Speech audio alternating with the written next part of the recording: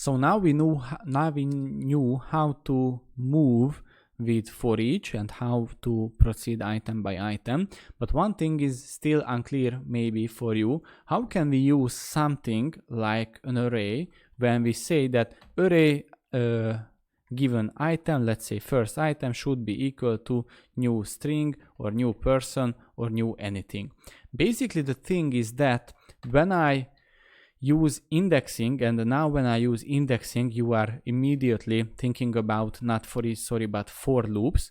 And inside the for loop, I would like to say that plist given I item, maybe I would like to write this plist I item out. But this is not possible for me because there is no such thing. How can I use the brackets here? And this is the today's video's topic. How can we achieve this? Feature?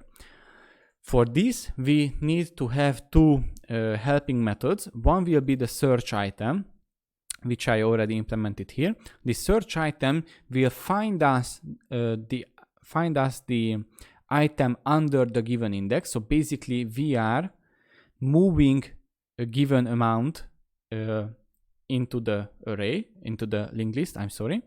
And if we have found it, we are returning the content back. If we do not find it, we will throw a no such item exception, which is just a simple exception I have created here. Okay, so this is what we have here. Please note that I'm still working with generic type. So I'm returning T type here, not int, not string, not anything, but T type. And the other one will be the mod item, which also will find us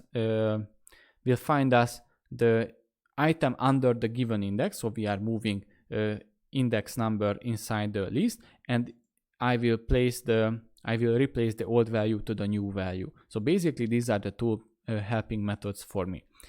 The indexing part will be done like so with the property, with the help of a property, which looks like this. Here you can see that this full property will return a T type back. In that case, I call the get part of the property. This lm should be renamed to search item.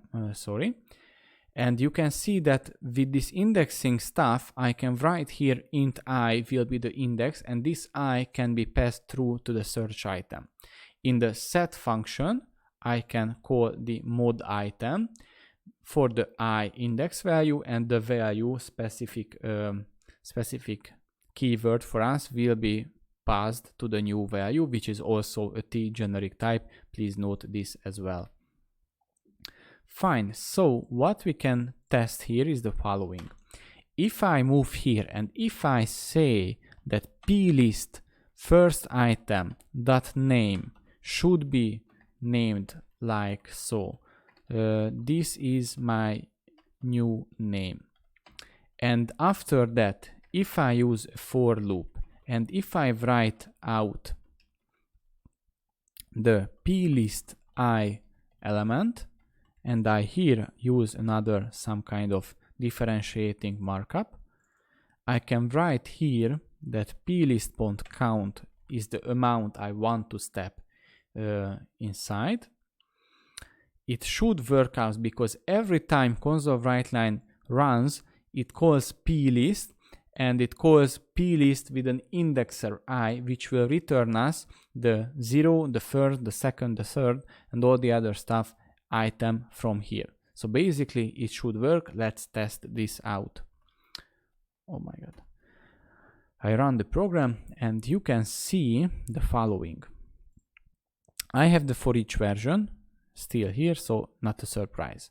But also I could do the renaming with an indexer, calling the set part of the property. You can see because the name is modified here. And also you can see that the get part is working because the plist I in this case returning or calling always the get part, and this is why I have all the items according to this.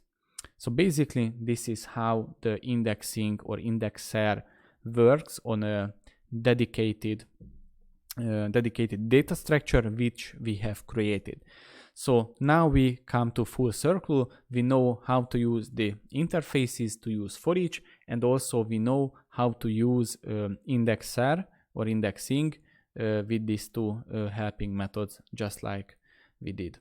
So basically this is the full circle, I think, about data structures. We will talk about different data structures, but the concept of using these, I think they are clear, and I hope that they are clear for you as well.